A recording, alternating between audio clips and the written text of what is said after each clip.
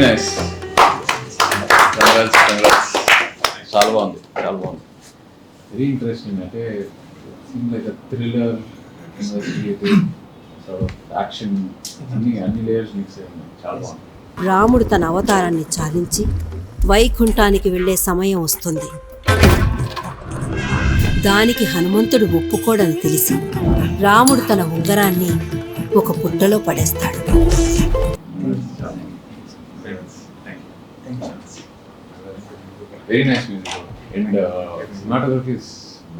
ఆ ఉంగరం కోసం హనుమంతుడు సూక్ష్మ రూపంలోకి మారి ఆ పుట్టలోకి లోతుగా వెళ్ళి పాతాళ లోకం చేరుకుంటాడు.